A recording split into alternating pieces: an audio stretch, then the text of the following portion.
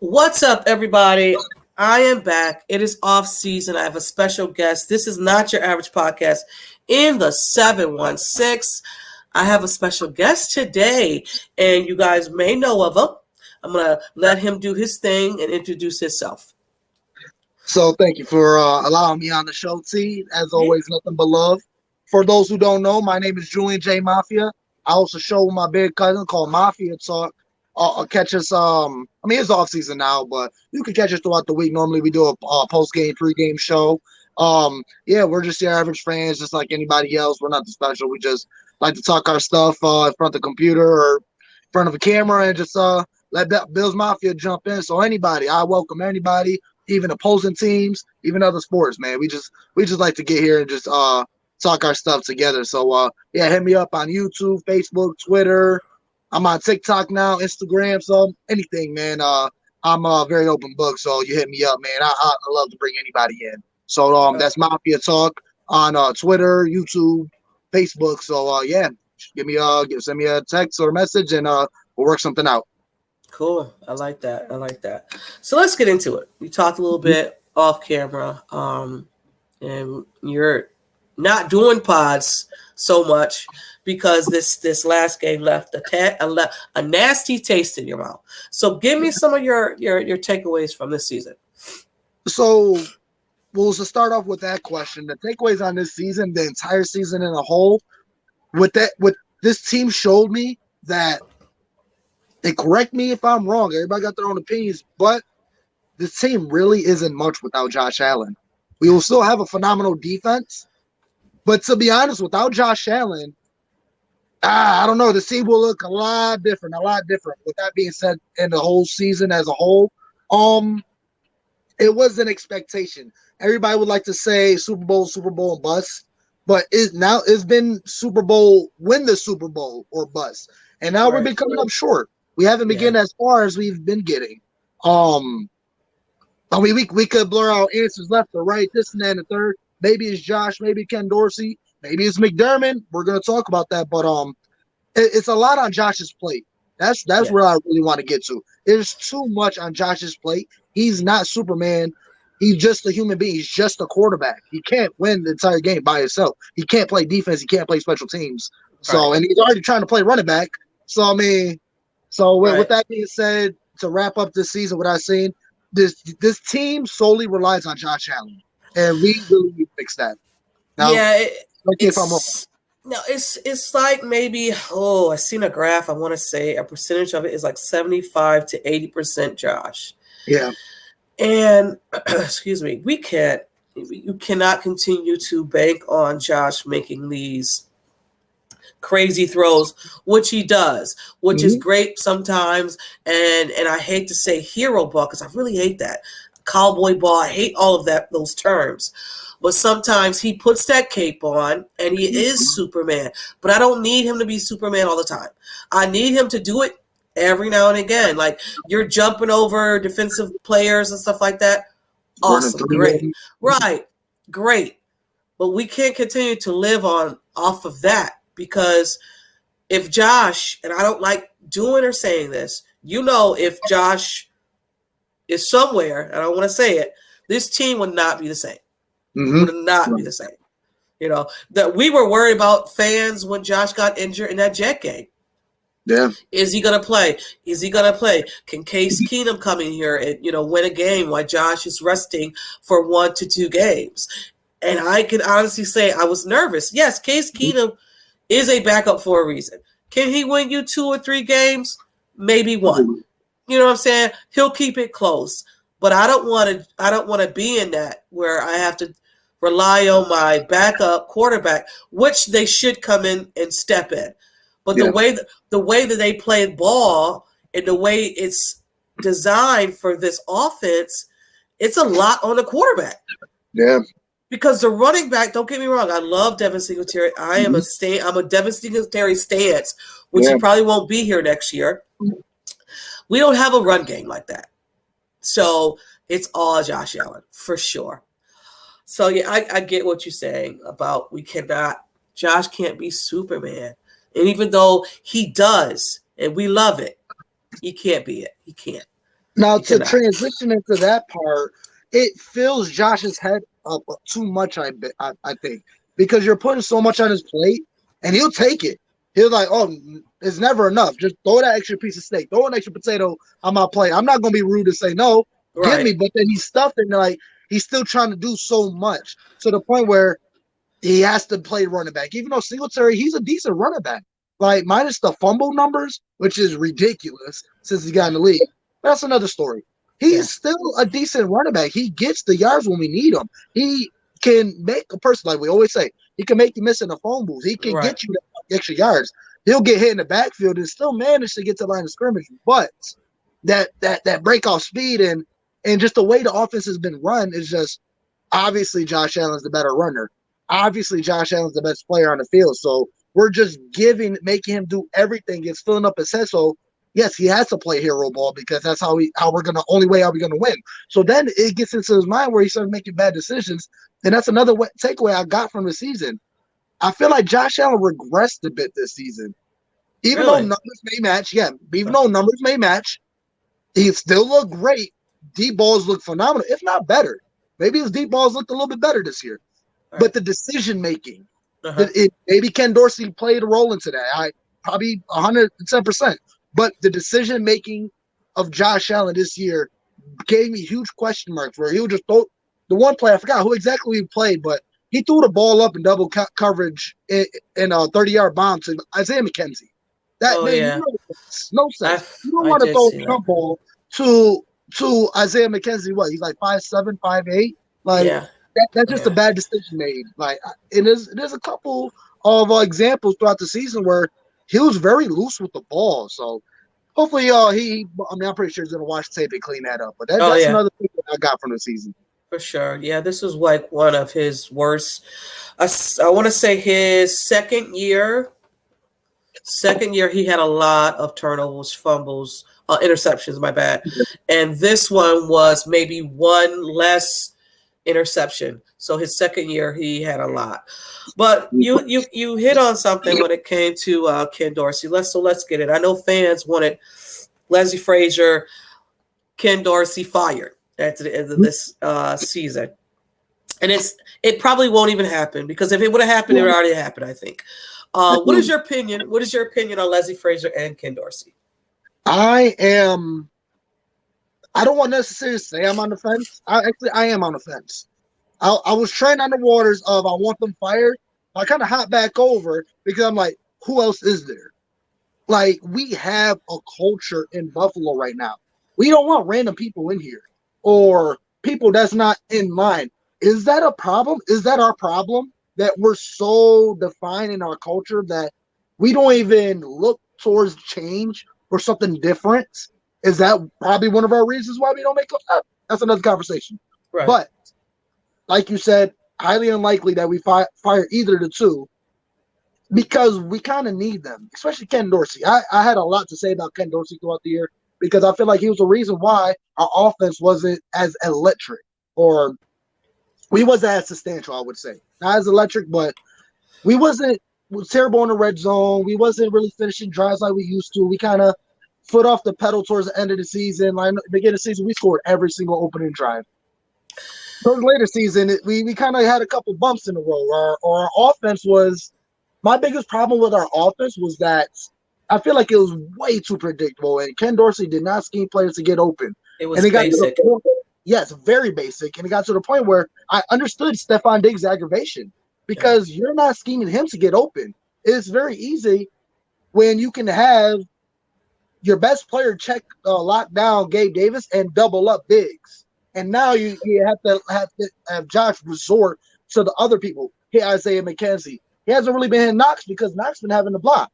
So he kind of limited his targets. And obviously, I don't know if you've seen, but for the past couple of years, the Bills have not been giving Josh all weapons in the draft. We've been drafting nothing but running backs.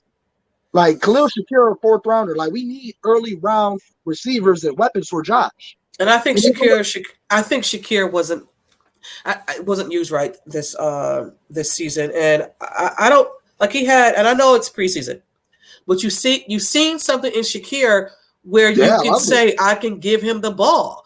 Like the playoff game. But the thing is, why do you think he wasn't utilizing it? Like, I obviously say, we don't trust him. He's a rookie. But, I mean, he had some good plays. He dropped a beautiful down deep pass, but that's just rookie. That's just a rookie mistake. You got to brush that off and get him back in there. Get his confidence up. I'm so sick of the rookie stuff because we're going to compare this team, Kansas City. Kansas City, when we first played them, they had rookies galore. And they still had it in the championship game. Look what those rookies did. Give these rookies their chance. Monster. Yes. He's a monster. Yes. Give these rookies the chance. And I don't know because there's some people, some media out there that said it's not true that Sean McDermott doesn't trust rookies. Well, from what I see, Bedford, who was it? It was corner. It was he started over Elam, which maybe Elam wasn't ready yet. Fine, great. But once Elam got going, you got to put him in. Yeah. Over Dane Jackson. You have to. Because he's quick. He can run. He was running with freaking Tyreek Hill. Yeah. Like, you got to give this guy these snaps. And especially at a young age, when we got these rookies for starting off for the first 3 years. So when you already build their confidence, like, not like they're that dude, but when these players know that the coach trusts them and they give them that role, it builds their confidence too. Now this year, this is not your defense. Speaking of Elam, it's not your position, but you're so comfortable. Now you're a leader. Like, all right, Stephon Diggs, prime example. When he first came in here, great. They made him captain the second year. Why is that? To boost his confidence. He was a leader. That's kind of what Stephon Diggs need.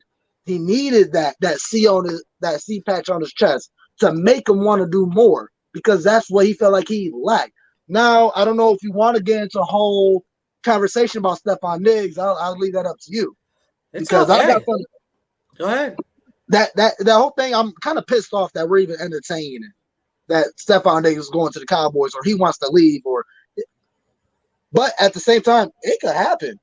It's the league and getting rid of it is, but it's a lot of dead money. If he leaves, and I just listened to a podcast, if he leaves, that's a lot of dead money that the Bills. It's a lot of dead cap. It's a lot. So I don't see Steph leaving this year. I don't know how next year looks, but listen, it's the off season. Yeah. And when you're hanging around with your buddies, you're talking. You're talking. Just like we just seen a picture of Vaughn with Derrick Henry. Whew.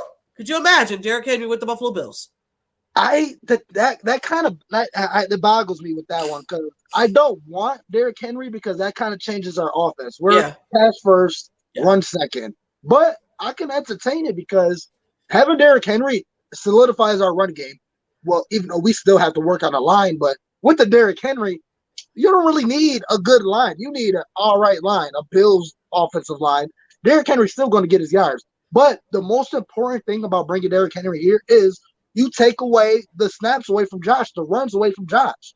Now, yes, of course we love when Josh Allen gets that 3rd and 5, first down, and has to do something crazy, break somebody's ankles or jump over, whatever. Of course we love it. But to save Josh's health and the stamina and on his body, I mean, give that 3rd and short to Derrick Henry. Let him pound forward. Save the stress off, to take the stress away from Josh, pretty much. I mean, we had an okay running game this season. I mean, Devin Singletary averaged 4.5 a yard each time. So if Devin can go and have an all right season behind that line, Derrick Henry can too.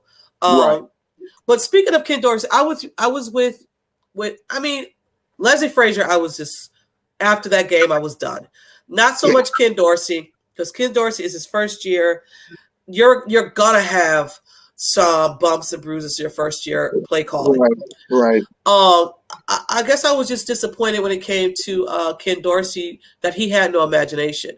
They stopped moving, they stopped motioning in the backfield, they stopped doing a lot of stuff. And it's like you're just lining up and you're going. Like you gotta do something other than line up and go. So hopefully, this offseason he could do something to make these guys motion again is something because it was just so predictable, like you said. It was just too predictable. I love Andy Reid's play calling. If it's Andy Reid, if it's Eric Bieniemy, whoever it is, I really don't care. Their play calling is beautiful. Yeah, it is, and I love. The thing is, like, the Chiefs are obviously our new rivals, but I don't hate them. Like, you know what it was with the Patriots. We can't really say back then the Bills were the Patriots rivals because we wasn't really winning any games. But with this, like, I don't hate the Chiefs. Well, obviously, I hate them when they beat us in the playoffs, but I have a lot of love and respect for them. Like, I don't hate Mahomes. He's a phenomenal player. I love Andy Reid, and I love the fact that he gives his players the ability to do whatever the hell they want to do on the field. Play ring around the rosy in the middle of an NFL game. And scoring touchdown off of it. like who in the NFL? I could see that in Pee Wee, in Little League, high school, not even college. I could see that in high school even. But that was funny. Not in the NFL, but he trusts his players because they're just that successful. I don't never see that ever happen in Buffalo because we're so headstrong and no, that is disrespectful to the league because it's just Kansas City's free.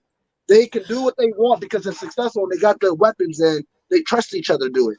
I don't know if there's enough trust in the Bills office. It's just in Josh Allen we trust him. That is it. If you can't do it, well, better luck next drive. Like, nah, we need more. We need more. And that being said, so you kind of got into the next topic that we're going to talk about. Before you switch questions, I want to talk about Leslie Frazier. Okay, go ahead. We can't fire Leslie Frazier because who else is there? But I do put all the blame on him. He lost us 2 playoff games back to back. He lost us 2 playoff games back to back. Right. He blew the playoffs for us. Tell them how you feel. Frazier blew the Bills Super Bowl hope for the second year in a row. Well, they got to do something different. It's you just can't continue to go in the playoffs and just. It's like that toxic relationship. Like, you can't leave your girlfriend because you're living in her house. You're driving her car. You're not really doing nothing with yourself, so you can't break up with her. But like, you're tired of her beating on you. But you need her car. You need a place to stay. So I'm like, you just deal with it. I gotta go. The heck with that. No way. That's just how I feel about it. Right. No problem. Continue on to the coaches.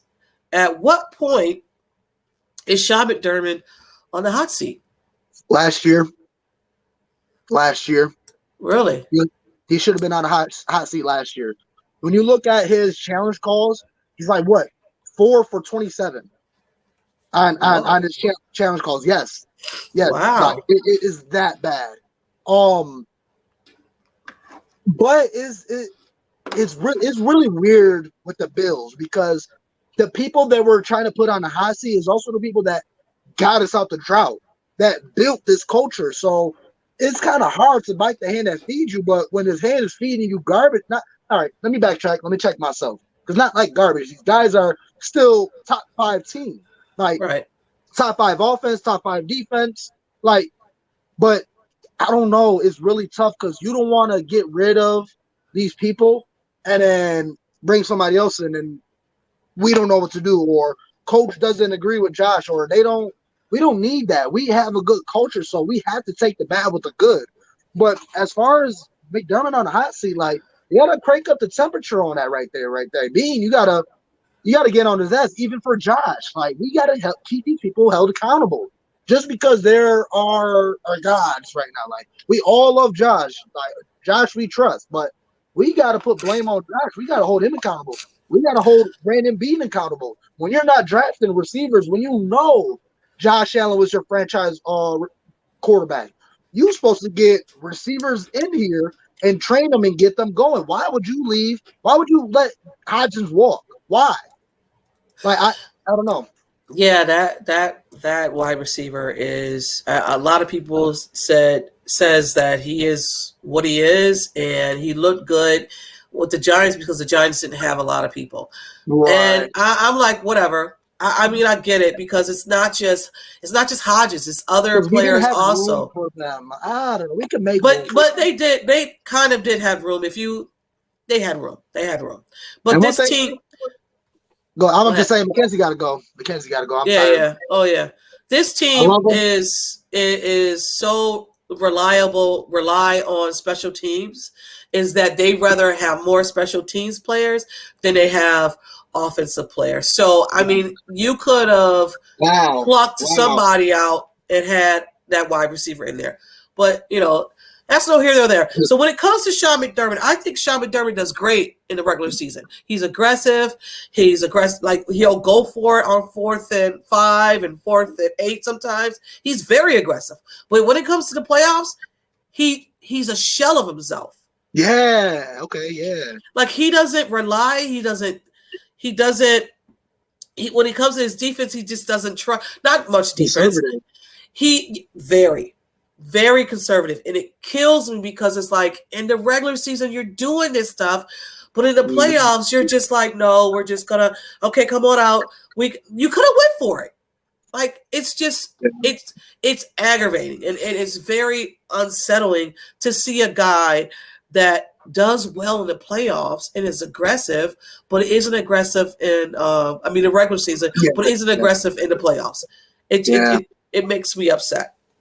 And one thing back to what you said, like we do have a lot of players on this roster that are just special team players. They don't have a real position. Tyler Matakevich, he doesn't play defense. He's solely a special teams player. Yeah. Like we got a couple. Reed Ferguson, he is just a long snapper. Yeah. Like we got a couple. I mean, Siran Neal, he's also a backup, but we also got a couple players that don't have. They just special teamers. Every time Siran Neal goes into playing a quarterback, I'm just like, what are we doing here? Yeah. Because he gives up so many plays. Every time he's out there, I'm like, somebody is injured or they're taking a breather. Siran Neal, I don't ever want to see Siran Neal on the defense, ever. Yeah. So, was it Teron? What's the dude's name? He's a running back, but he only plays special teams too. Tyrone Jones. Yes, Tyrone Jones. Which I don't because know he's the fastest special teamist in the league. Yeah. How many tackles does he have? How many tackles did he make this year on special teams? Come on now, like let's balance. Let's weigh that up. Like, come on. He's a gunner. He's a gunner, and they love him. So what are you gonna do? Like stuff like that, yeah. But go ahead. So moving forward, we kind of hit on it a little bit. What do you think the Bills need? Like more weapons this season? What would you do to get them more weapons? Well, for the past season, I feel like we had just enough to make it. I feel like we just had enough. That last game, I don't know. I don't know what happened that game. I guess we just ran out of gas. Whatever. We was emotionally drained, physically drained. They had our number. Our number. I really can't make an excuse. We just couldn't do nothing against them.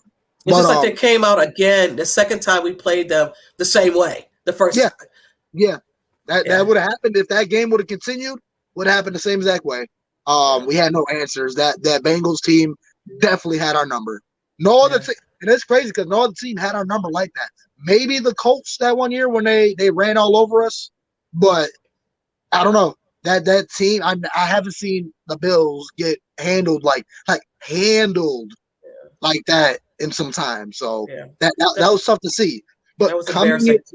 Very, very. Because the whole nation was rooting for the Bills. And honestly, with this whole NFL's rigged, which I kind of believe it still is, but come on, you got to agree with me. Like, let's try to take as much Bills fandom out of us.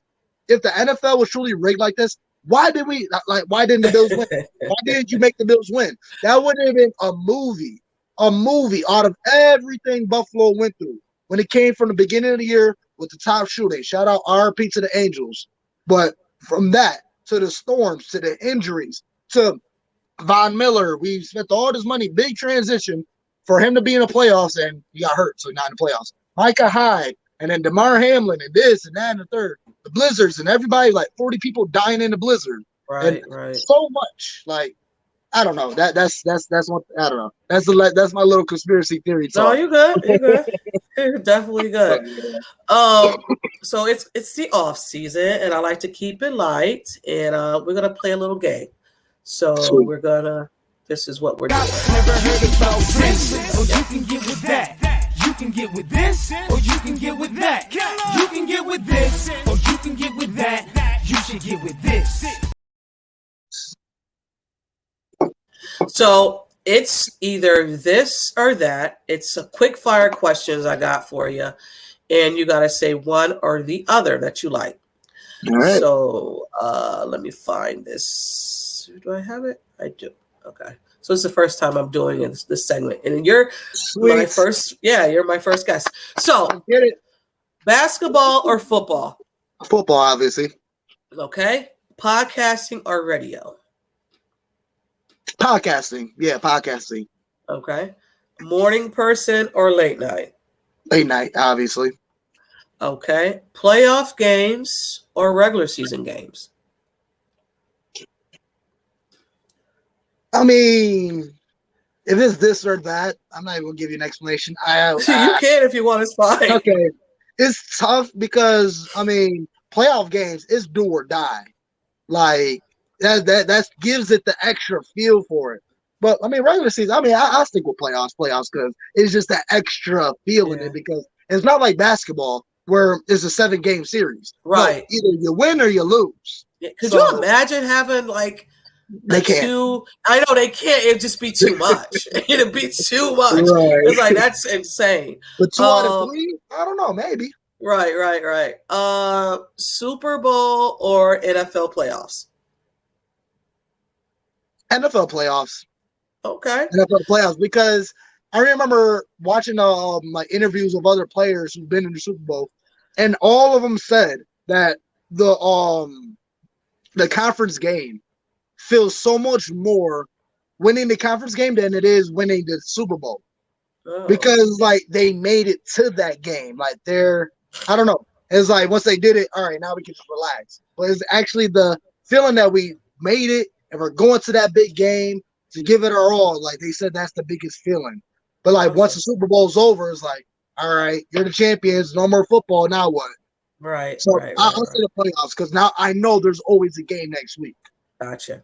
NBA All-Star Game or the NFL Pro Bowl? Gotta be the NBA. But the thing is, I haven't been watching the All-Star games. But I mean, the clips I've watched, yeah.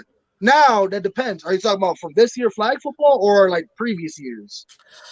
Let's just do this year. Right. Okay. Well, I liked what they did this year. It was kind of cool how they did a whole weekend thing. A couple games here, couple games there.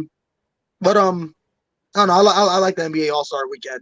I don't know. I feel like they're more entertaining. You got the 3-point contest, the dunk contest. They got the All-Star game, and they actually play. Even though they really don't, like, there's barely any defense as well. But they get loose with the dunks. They have fun. I don't know. It's like the past couple of seasons with the Pro Bowl, this hasn't been much. Like, it's not football. They need to do something on both ends, though, I think, because even in the NFL, like you said, the Pro, it's hard to watch. Yeah. Because you're not doing anything. I watched the NBA All-Star game. I was just like, what is this? It's corny. I'm sorry. Yeah. They got to do something else. They have to do something else. I like the little games, though. I definitely like the little games. Like, they need to do the farthest throw. And I watched the videos like back then with Peyton Manning and Tom Brady where they run a little obstacle course and they got the paint on the ball and got to hit the target. Like, that's cool. I like that. Yeah. I don't know. They gotta figure it out because it's really declining. To say the least. All right, last question. If you had to drop one social media platform, you could not use it anymore. Which one would it be? Twitter, Facebook, Instagram, or TikTok? Well, Instagram and TikTok I barely use, so I would say that. But talking about my most important ones that I use, obviously, Twitter and Facebook is what I normally use. I would want to say Facebook because that's like the most toxic one, but those are the most people I get in contact with. My Twitter is just Bill's Twitter. It's nothing but Bill. So I would want to keep my Twitter because that's literally where I get all my information from. Right. All Bill's Mafia, what's going on, especially during the season. I tell them like, oh, what's a good spot to eat or where everybody meeting up at, or like everybody flows my joint. Like even one time I said, what's a good breakfast spot? Even Nate Geary jumped on it. Joe Miller jumped on. I'm like, oh shit, my joint is blowing up. I'm like, damn, I ain't expect me to be this popping. Like, right. So I definitely would rather keep Twitter over Facebook. Okay, good. So speaking of that, this is actually the last question. I seen you out there this season at the Mafia House and stuff like that. Tell me about that experience. Oh, that day, it was a wonderful day. Well, first of all, shout out, nothing but love to the market dominator, Joe Spazcheck. That day we got together at the Resurgence. Me and him, we had a great conversation. We was talking. Me and my mother-in-law. She's a huge Steelers fan. When I got with my woman, there's nothing but a battle because her mom is a Steelers fan, her dad is a Patriots fan, and her brother is a Panthers fan. Oh, wow. So every time we get together, it's just nothing but trash talking through all of us. Yeah, where she got to come in and break it up. Like, yeah. So, but it's all in love. And then Gotcha. 2 years ago, the home opener where the Steelers came, that was our first game together. She chopped it out fresh off the COVID year. So when she got those tickets, I'm like, oh my goodness, you spent the arm and the leg. You took me like, I love you. And then, right. Yeah, and I was telling John Spazcheck about that and telling him we wasn't able to afford the game this year. And then, yeah, he blessed us. He definitely blessed us. Yeah, man. Yeah, like, and with me, the way I grew up, like, we don't get stuff like that. We don't get blessings like that. Like, even at random raffles, I don't win nothing. But, that really touched me. So, nothing but love to John Spazcheck. That's pretty cool. Man, quick shout out, man. If you're looking for a house, hit up Joe Miller. He'll hit him up. Man, he's a real one because he didn't have to do it. He don't know me from nothing. We were just talking. He felt me, and I don't know. He blessed me. Yeah, I see you guys over there talking for a minute. So I mean, that's pretty awesome. That's pretty cool. So that was wonderful. So I was able to take my mother-in-law to the game. Man, we had a blast because the first time we went, the first year we went, we got there late. The game was 1:00. We got there like 11:30. Had to fight through everything, but we got there bright and early. We got to walk around. We met her peoples. We took the shot ski. Oh, that was great. Then we went to the Mafia House. There was a dude wearing just a Speedo, and it was cold. It wasn't freezing, but we were bundled up. Right. He was wearing just a Speedo and a Bills hat. So shout out to that guy. Okay. And then we was all partying at the Mafia House, and then the news camera crew came up like, "Oh, get together." I'm in the middle like, "Hey!" Yeah, so on my way to the game, everybody calling me like, "Yo, bro, I see you on TV." I'm like, "Yo, that's what's up, man." I gotta get down to the Mafia House. I don't do crowds. I like have my people at the house and we just chill. But I gotta get out there. I do. Definitely do. And the thing is, it's so loving. I went there for the Tennessee game. I had no tickets, but I was in the area and I didn't have nowhere to watch the game. I'm like, I could just go to the stadium and I'm pretty sure somebody's gonna have a TV outside. Oh yeah. My buddy went out there. We walk around. We went to the Mafia House. There was like 3 people watching. I asked him like, "Oh, you mind if we watch the game with them?" Nothing below. We joined their party. Another group let us join their party. They giving us food, beer, everything, drinks. We partying. Nothing but love, nothing but hospitality. I don't even never seen these people in my life, but they treat you like family. So that's what's up. You can just go down there and have a blast. I love that. Well, I thank you for coming on today. Thank you for having me. Always a pleasure. Thank you. Always a pleasure coming on. Tell the people again where they can find you and anything that's coming out for you guys this week or whatever. Absolutely. Well, first of all, TSL, the queen, nothing but love. And show me love since day one. Yes. So, still ain't much, but we slowly grinding and building and growing. But everybody, before I say my stuff, like, share, subscribe, follow TSL, everything she's doing with the Built in Buffalo, Not Your Ever podcast. She's a real one. Like, she's genuine. She don't know me like that, but she reached out. I reach out. We get together, and like I said, it's one of those vibes where we don't know each other, but it felt like we known each other for years. It's just that type of vibe. But my name is Julian J. Mafia. I'm on Facebook, Twitter, YouTube, everything, and Mafiatalk. A Buffalo Bills podcast. Hit me up on Twitter. I like to do my little segment called Mafia Moments. And it's just I gotta get you on, man. Yes. I've been neglecting that. I know after that last game I haven't been on my show lately, but soon enough we gonna get that joint back and rolling. We gonna start talking about the offseason, transitions, draft, so such and forth and all that. But anybody, you wanna jump on my show, talk some stuff, tell me how you became a Bills fan, please hit me up. Julian Cologne on Facebook. Mafia Talk Bills on Twitter. Let me know and set something up. I love to support. Let's get this thing going. Awesome. Thank you. Again, thank you for coming on. And I got to hit you up again and have you on during like when we do our drafts and our free agency. So, you know, I'll definitely DM you and let you know what's up. Thank you again for coming on. As always, thank you. And go Bills. Always go Bills. This is Not Your Average Podcast in the 716. I am your host, T, y'all. Peace and always go Bills. I love you, Joshua. Peace out.